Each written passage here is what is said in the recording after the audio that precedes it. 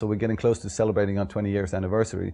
But over the time, the company has changed and moved around inside of Sweden and these kind of things. But there's a couple of things that have always been pivotal within the company. I would dare to say that the drive for quality is one of our key things, one of our key pillars. It's very important for us that everything we do needs to be of high quality. You can call it some kind of a pride in what we do, or I don't know, it's like the old carpenter of the old, you want to create a piece of furniture.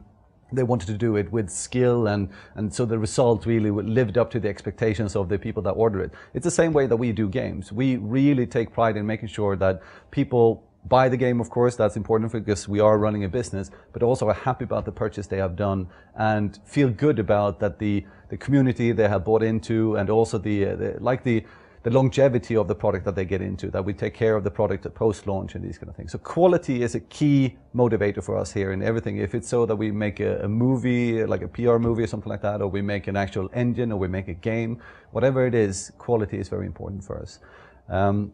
There's a couple of sister values, I would say, that we have around that, and that's innovation.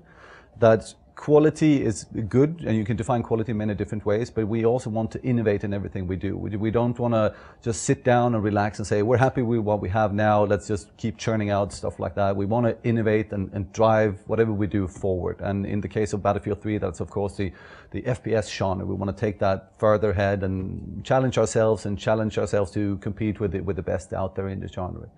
The third one is more towards how we work here at the studio, and that's joy.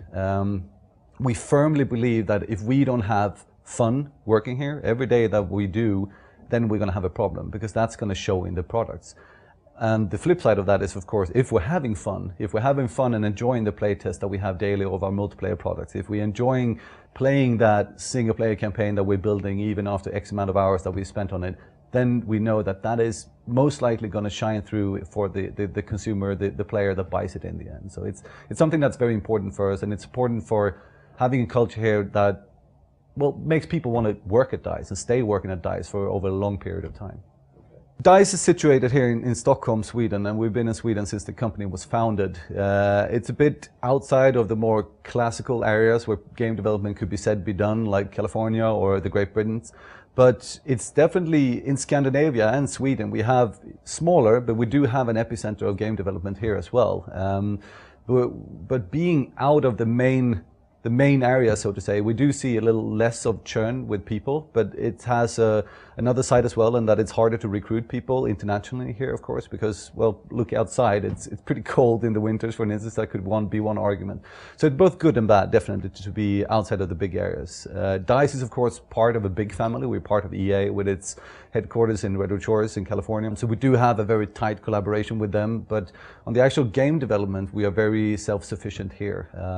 There's going to be more teams using the Frostbite engine and these kind of stuff, so we're going to start seeing more collaboration in between, but we strongly believe that the creative ownership of a game, of a franchise, needs to stay at one place, and that's what we're keeping here in Stockholm, in Sweden, with the Battlefield franchise.